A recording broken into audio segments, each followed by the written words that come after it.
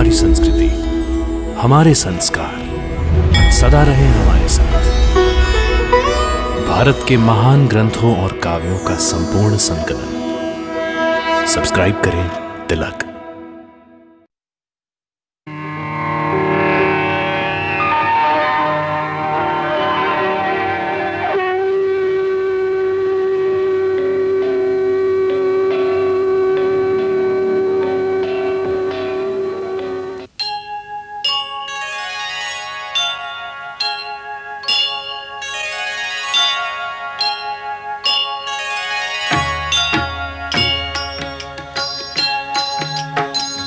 सीताराम चरित अति पावन, मधुर सरस अरु अति मन भावन।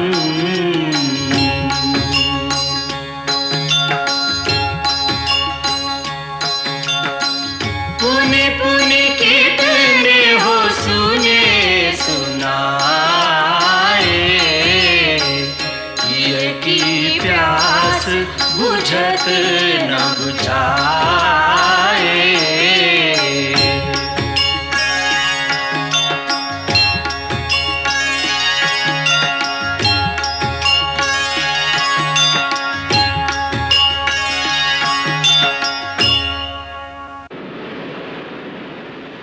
हनुमान जी लंका तो पहुंच गए होंगे, कोई बाधा तो रास्ते में नहीं आई होगी ना? जो भक्ति, श्रद्धा और दृढ़ निष्ठा से अपने कर्तव्य पथ पर अग्रसर होते हैं, उनके मार्ग में यदि कोई बाधा आ भी जाए तो वो अधिक समय तक नहीं टिक सकती। हनुमान वीर भी हैं और भक्त भी हैं। वो अवश्य सफल मनोरथ होकर आएंगे। न जाने अभी तक उन्हें सीता जी के दर्शन हुए होंगे कि नहीं। यदि देवी सीता लंका में है तब तो किसी युक्ति से हनुमान उन तक पहुंच ही जाएंगे, ऐसा मेरा विश्वास है। सूर्य छुपो चंदा उगो, मिल गए दोनों छोर, पहुँचे श्री हनुमान अब लक्ष्य सिद्धि की ओर।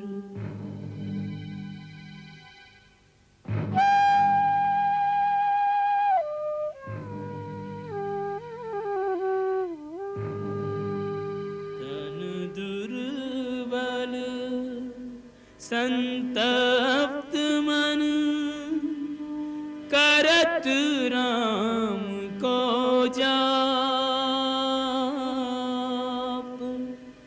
धर्मशील गुण खान सिय, अपनो परिचय आप।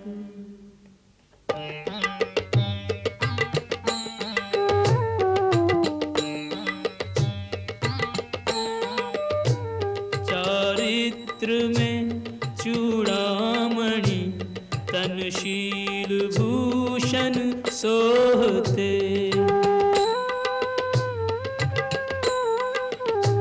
नैना अथक अविराम, अपलक राम को मग जोहते। मृत प्राय किंतु न प्राण निकसे, राम प्रभु के मोहते। हनुमत जति सीता सती, जिन्हीं विदग्ध विछोहते। त्रिजटा, मेरी मशाल भी जला दो। सबकी मशालें जल गई? हाँ, जल गई।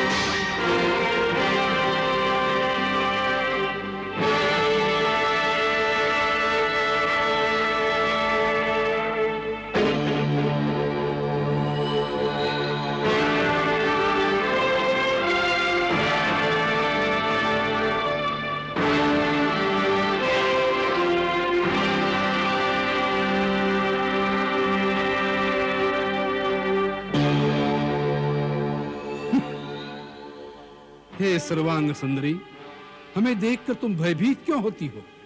हम तो तुमसे प्रेम करते हैं। यह अनुपम सौंदर्य ब्रह्मा जी ने केवल तुम्हें प्रदान किया है। तुम्हारे पश्चात ऐसा रूप उन्होंने किसी दूसरी स्त्री को नहीं दिया। ऐसे रूप सौंदर्य की स्वामिनी होकर इस प्रकार पृथ्वी पर सोना, निरंतर चिंता करते रहना, मैले वस्त्र पहनना, कई कई दिन तक उपवास करना, यह सब तुम्हें शोभा नहीं देता। तुम्हारे लिए तो हमारे महल में दिव्य आभूषण, हीरे, मोती, माणिक, रेशमी परिधान, संसार के सर्वोत्तम भोजन, बहुमूल्य पेय पदार्थ अर्थात संसार के सारे सुख हाथ बांधे तुम्हारी सेवा के लिए खड़े हैं। तुम वहां आ जाओगी तो रानी मंदोदरी और हमारी सहस्त्र स्त्रियां दासियां बनकर तुम्हारी सेवा करेंगी।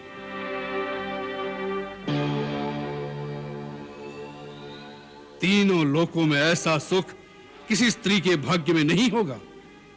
सचमुच श्री राघव की धर्म पत्नी होने का परम सुख जो मेरे भाग्य में लिखा है, वो तीनों लोकों में किसी स्त्री के भाग्य में नहीं लिखा होगा। राघव की धर्म पत्नी बनने का सुख उस वनवासी भिक्षुक के पास अब क्या रखा है? अब उसके सपने देखना छोड़ दे मूर्ख स्त्री। पहले तो उसे यह भी पता नहीं चलेगा कि तुम कहां हो, और यह पता लग भी गया तो लंका में कोई मानव प्रवेश नहीं कर सकता।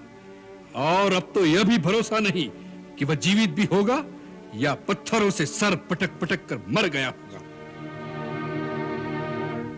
उसे भूल जाओ। एक बार मेरी ओर देखो त्रिभुवन सुंदरी, केवल एक बार। किसी भी स्त्री का छल बल से हरण करना, उसे बलपूर्वक अपनी पत्नी बना लेना, यह राक्षसों का स्वधर्म है। फिर भी हम तब तक तुम्हें स्पर्श नहीं करेंगे जब तक तुम स्वयं हमारे प्रेम को स्वीकार करके हमारी भुजाओं में नहीं आ जाओगी। रावण, जुगनू की चमक से सरोवर में कमलनी नहीं खिलती। याद रखो, जिस प्रकार सूर्य से उसकी प्रभा अलग नहीं हो सकती, उसी प्रकार मैं भी श्री राम जी से अभिन्न हूं। जिस प्रकार एक पापी पुरुष सिद्धि के लिए पूजा का अधिकारी नहीं होता, उसी प्रकार तुम भी मेरी याचना के योग्य भी नहीं हो। मैं एक पतिव्रता हूं। मैंने एक बड़े कुल में जन्म लिया है। मेरा एक पवित्र कुल में संबंध हुआ है। मुझसे कोई लोक निंदित कार्य संभव नहीं हो सकता। तुम अपना मन मुझसे हटा लो, नहीं तो इसी पाप की आग में तुम अपने स्वर्ण लंका समेत भस्म हो जाओगे। तुम्हें श्री राम की शक्ति का आभास भी नहीं है। उनके धनुष की टंकार मात्र से लंका द्वीप समुद्र की गल में डूब जाएगा। एक तुम्हारे पाप के कारण सारे संसार में राक्षस कुल का विनाश हो जाएगा। बस बहुत हो चुका उन दर दर भटकते हुए वनवासियों की शक्तियों का वर्णन। सीते, हम प्रेमवश तुमसे मीठी बात करते हैं, इसी कारण हमें बहुत नरम समझकर तुमने हमारी शक्तियों को नहीं पहचाना। भ्रुकुटी मात्र हिला दें तो सूर्य चंद्र डर के मारे अपने अपने स्थान पर कांपते हुए ठहर जाएं। हमारी गर्जना सुनकर हिमालय डगमगाने लगता है। समुद्र, आकाश, पाताल में रहने वाले समस्त देव, दानव, यक्ष, गांधर्व, किन्नर, नाग, असुर, यहां तक कि नवग्रह भी हमारे आदेश की प्रतीक्षा में हाथ जोड़े खड़े रहते हैं। यदि ऐसी ही अपनी वीरता का गर्व था, तो उस दिन छल से मेरे पति और मेरे देवर को आश्रम से दूर भेजने का कुचक्र न रचाते और उनके चले जाने के पश्चात मेरा हरण न करते। यदि वो उस समय वहीं होते, तो उसी समय इस दुष्कर्म का फल तुम्हें मिल जाता और इस पृथ्वी पर से तुम जैसे पापी का बोझ कम हो जाता। तुम जानते थे कि युद्ध में उनसे पार पाना असंभव था। जैसे एक कुत्ता दो शेरों के सामने आने से डरता है, उसी प्रकार तुम भी उनके होते हुए हमारे कुटिया में पैर न रख सके। सीते, तुमने जो अपमान भरे वचन कहे हैं, उसका एक ही दंड है। अपनी इस चंद्रहास खड़क से तुम्हारा शीश काट लो। मृत्यु से तुम्हें एक ही बात बचा सकती है, अपनी इच्छा से हमारी शरण में आ जाओ। और तुम्हें भी एक ही बात बचा सकती है पापी, अब भी श्री राम प्रभु की शरण में चला जा। वो बड़े शरणागत वत्सल है। शरण में आने वाले के सारे दोष क्षमा कर देते हैं। मुझे भक्ति और आदर के साथ मेरे प्रभु के पास पहुंचा दो, नहीं तो इस लंका की ईंट से ईंट बच जाएगी। तुम्हारे राक्षस कुल का समूल विनाश हो जाएगा। इस नगरी में केवल डाकनी और दूत रहेंगे। सीता, अपनी मृत्यु का आवाहन न कर। यदि मुझे मृत्यु आ जाए तो मेरे सारे दुख छूट जाए। हे चंद्रहास खड़ग, यदि तुम भगवान शिव का वरदान हो तो तुम्हें उन्हीं भगवान की सौगंध है कि इस पापे से मेरी रक्षा करो, मेरा शीश काटकर मेरा पतिव्रत धर्म बचाओ, जिससे भगवान शंकर को भी पता चले कि ऐसे किसी कुपात्र श्वान की भांति कामी और पापी पुरुष को शक्तियां देने का परिणाम क्या होता है। अच्छी बात है, तुम लो। नाथ, आप जैसे महान योद्धा, तीनों लोकों के स्वामी और ऐसे शक्तिमान राजा का एक निस्सहाय और अबला स्त्री पर अस्त्र उठाना शोभा नहीं देता। आप तो समस्त वेदों के ज्ञाता और परम ज्ञानी हैं। आप जानते हैं कि नीति भी स्त्री हत्या को अधर्म मानती है। यदि इसने किसी आवेश में आकर आपसे कुछ अपशब्द कहे हैं तो आप उसे क्षमा कर दीजिए, क्योंकि इसी में आपका गौरव है। और फिर इस समय वो आपकी अतिथि हैं। उस रीति से भी आपको उसे इतना कठोर दंड नहीं देना चाहिए। अच्छी बात है, हम तुम्हें 2 मास की अवधि देते हैं। याद रखो, यह 2 मास के अंदर तुमने मुझे अपना पति स्वीकार नहीं किया तो हमारे राक्षस तुम्हारे शरीर के टुकड़े टुकड़े कर डालेंगे। तुम सब मिलकर ऐसा उपाय करो, सीता शीघ्र ही हमारे वश में आ जाए। प्रतिकूल अथवा अनुकूल व्यवहार से साम दाम दंड भेद सभी नीतियों का प्रयोग करके सीता को रास्ते पर लाओ, अन्यथा तुम सबका जीवन समाप्त कर देंगे।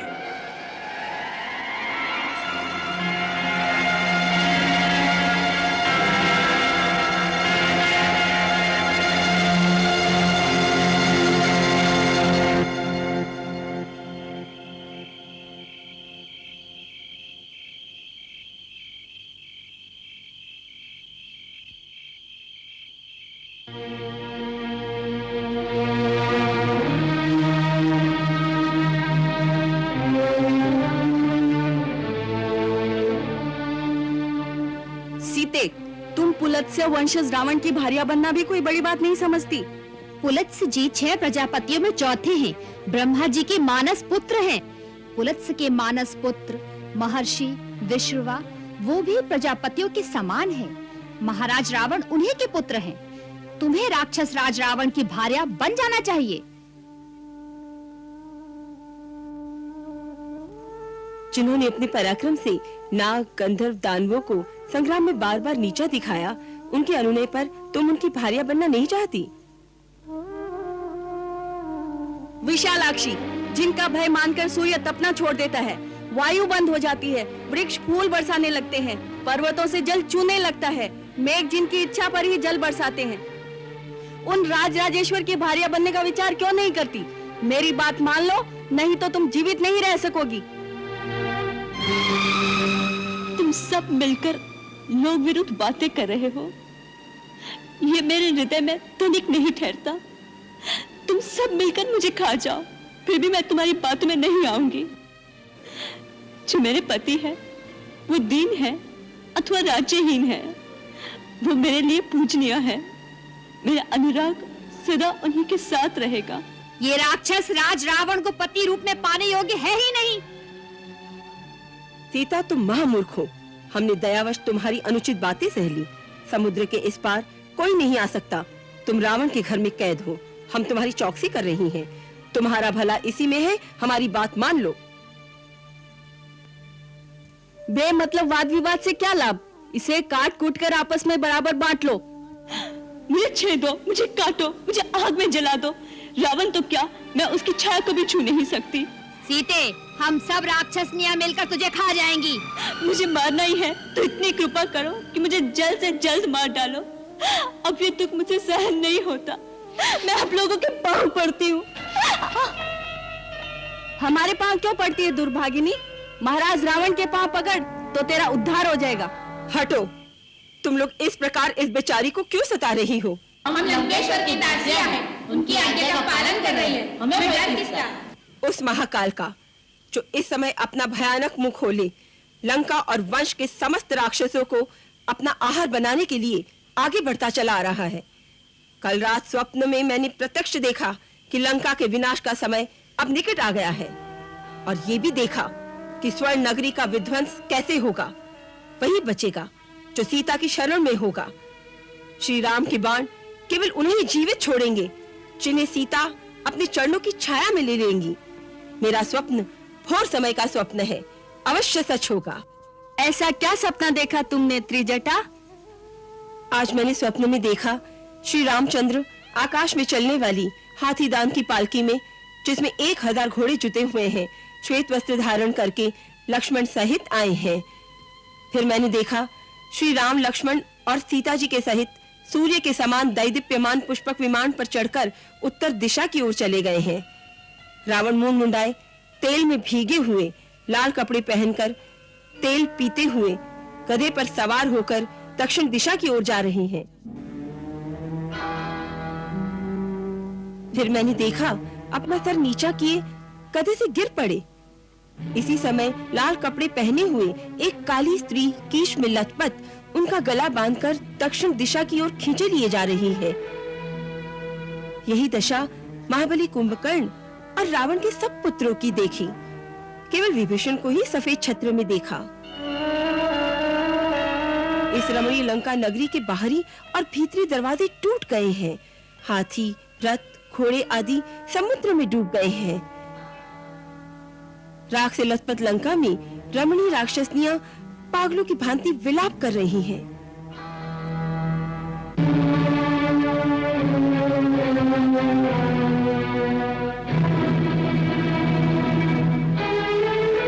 हे सीता, यदि ये सपना सच है तो हमें क्षमा करना रानी। हमारा दोष नहीं, हम तो अपने स्वामी की आज्ञा का पालन कर रही हैं। हम पर क्रोध न करना देवी। नहीं, मुझे आप पर क्रोध नहीं आता। तुम सब अब जाओ, इसे सताना छोड़ दो। अच्छा।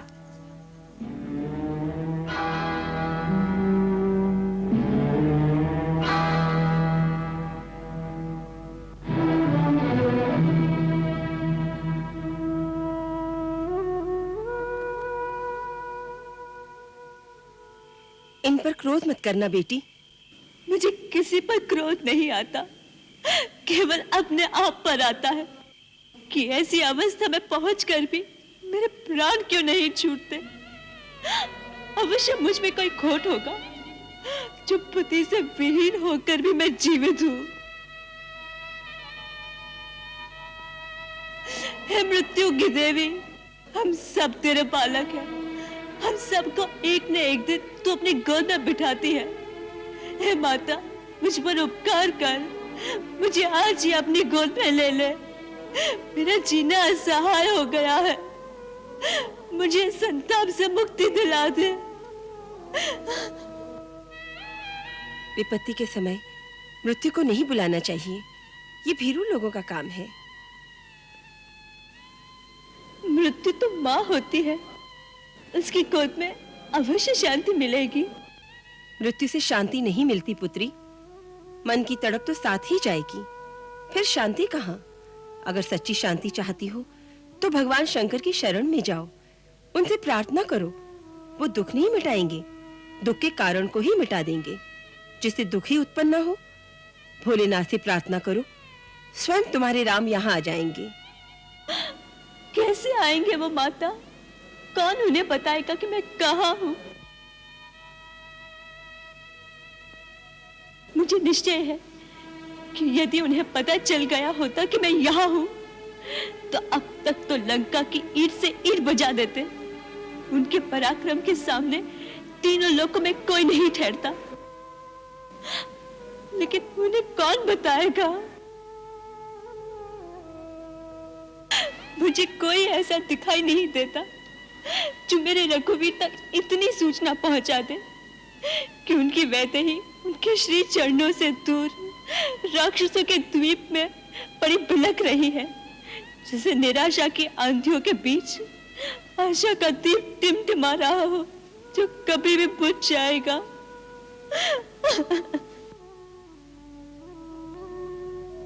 इसे बुझने मत दे बेटी।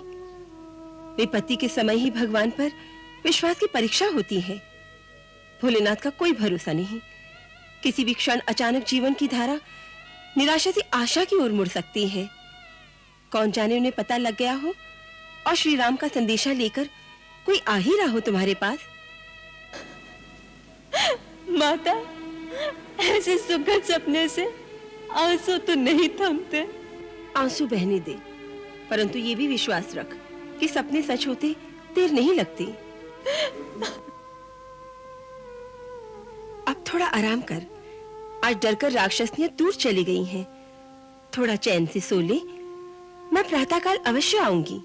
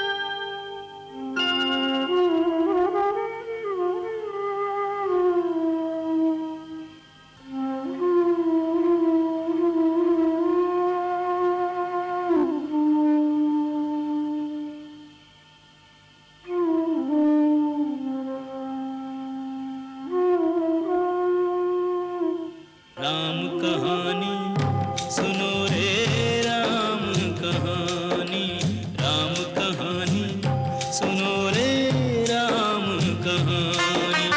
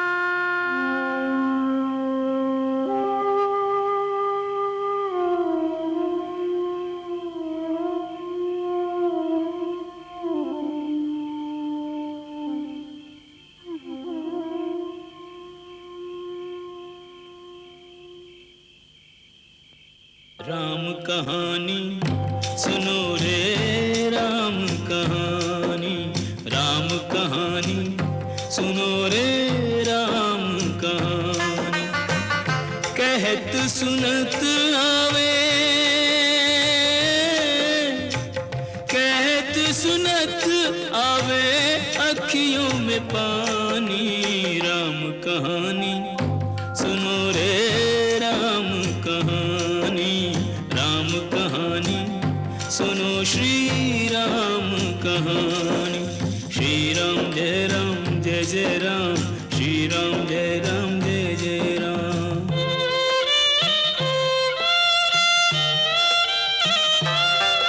दशरथ के राज दुलारे, कौशल्या की आंख के तारे।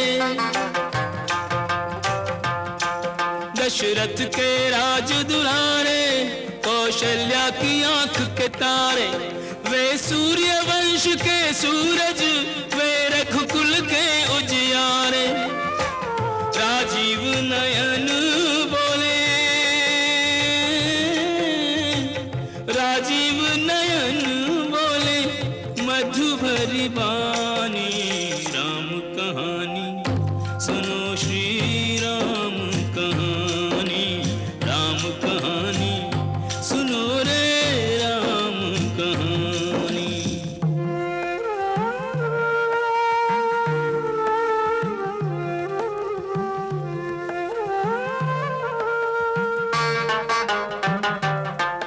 शिव धनुष भंग प्रभु करके ले आए सीता वर के। शिव धनुष भंग प्रभु करके ले आए सीता वर के। घर त्याग भय वनवासी पित की आज्ञा सिर धर के।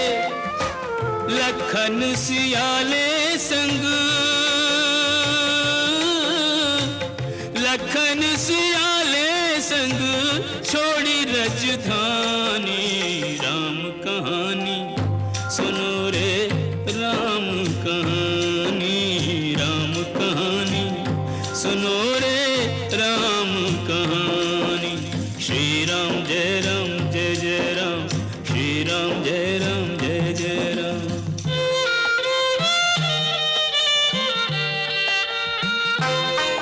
खल भेष भिक्षु का धर के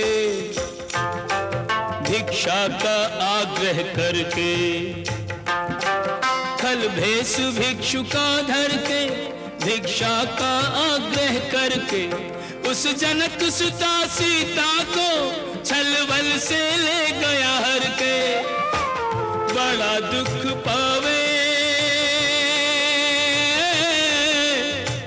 बड़ा दुख पावे राजा राम जी की रानी।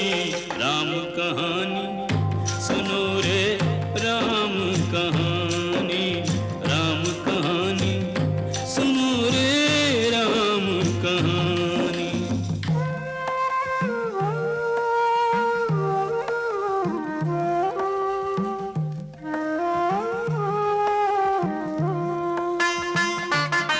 श्री राम ने मोह पठायो मैं राम दूत बनायो। श्री राम ने मोह पठायो मैं राम दूत बनायो। सीता माँ की सेवा में रघुवर को संदेशा लायो और संग लायो और संग लायो प्रभु मुद्रिका निशानी।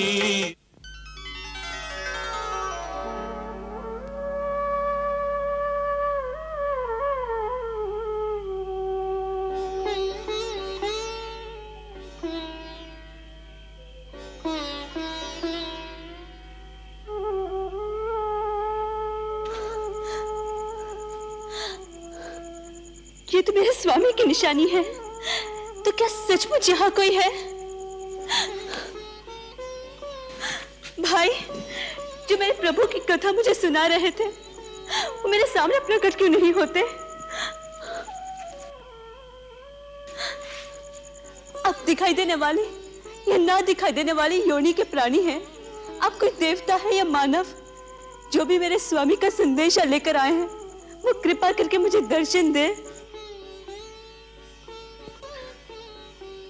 माता, मैं ही प्रभु श्री राम का संदेशा लेकर आया हूं।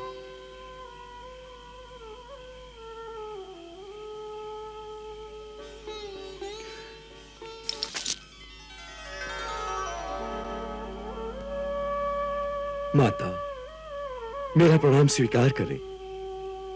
मैं पवन पुत्र हनुमान श्री राम प्रभु का एक सेवक हूं।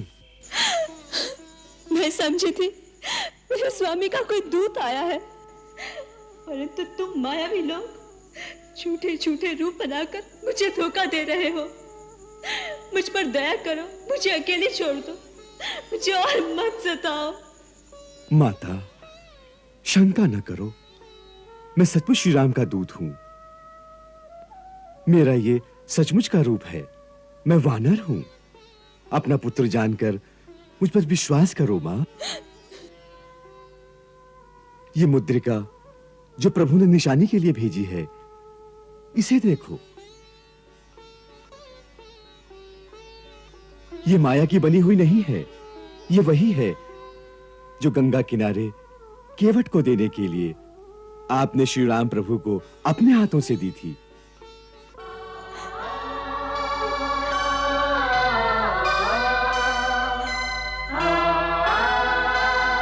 आपको विश्वास दिलाने के लिए मैं एक और गुप्त बात बताता हूं, जो मैंने स्वयं श्री राम के मुंह से सुनी है।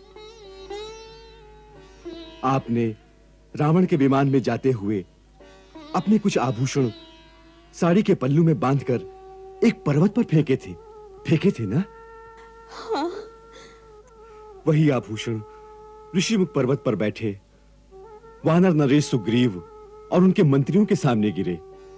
जब महाराज सुग्रीव और श्री राम की मित्रता हुई तो सुग्रीव ने जब वही आभूषण प्रभु को दिखाए, उन आभूषणों को देखकर उनकी आंखें भर आईं और साड़ी के पल्लू को देखकर तो वे विह्वल उठे और उसे पकड़कर कहने लगे, जब मैं सोता था तो सीता इसी पल्लू से मुझे पंखा करती थी। जब प्रातः संध्या वंदन से उठता था तो वो यही पल्लू मेरे चरणों में रखकर मेरी चरण रज लेती थी। मुझे ये सब याद है क्या? हाँ माता, सब याद है। वो दिन रात आपकी याद में ही खोए रहते हैं। फिर उन्होंने आज तक मेरी सुधि क्यों नहीं ली? क्यों भुला दिया अपनी दासी को? ये नहीं सोचते कि मेरा एक एक दिन किस प्रकार बीत रहा होगा। न वो आए, न ही मुझे मृत्यु आई। मेरे किस दोष का दंड मुझे मिल रहा है? उस दिन लक्ष्मण की बात तो मानकर मैंने उसे जो अपशब्द कहे थे, क्या उसके कारण उन्होंने मेरा त्याग कर दिया है? तात, उनसे कहो कि मैं लक्ष्मण से भी क्षमा मांगती हूँ। मैं उनसे भी क्षमा मांगती हूँ। वो तो सब पर दया करते हैं, तो मेरी भूल क्यों क्षमा नहीं करते? मेरी भूल क्यों क्षमा नहीं करते? भैंस नरक से उद्धार क्यों नहीं करते? माता, माता, यदि उन्हें पता होता कि आप यहाँ हैं तो आज तक उन्होंने इस नरक को विध्वंस कर दिया होता और आपको मुक्त कराकर ले गए होते। परंतु वे तो आपकी खोज में वन वन भटकते हुए वानर देश किष्किंधा तक पहुंचे। जब उनकी मित्रता महाराज सुग्रीव से हुई तो उनकी सहायता से आपकी खोज आरंभ हुई। इस समय सहस्त्रों वानर पूर्व पश्चिम उत्तर दक्षिण चारों दिशाओं में आपकी खोज कर रहे हैं। यह तो मेरा सौभाग्य है कि सर्वप्रथम आपके दर्शन मुझे हुए हैं। माता, रघुवीर को जब पता चलेगा कि आप सकुशल लंकापुरी में हैं तो निश्चय कीजिए उन्हें यहां आने में तनिक भी देर नहीं लगेगी। अब कोई भी बाधा उनका रास्ता नहीं रोक सकेगी।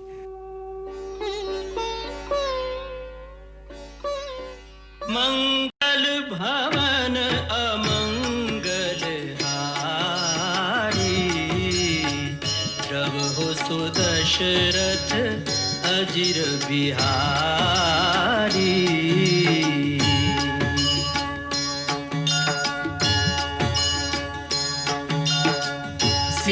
सीताराम चरित अति पावन, मधुर सरस अरु अति मन भावन।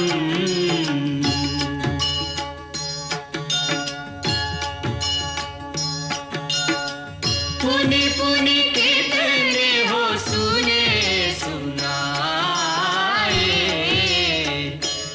की प्यास बुझत न बुझ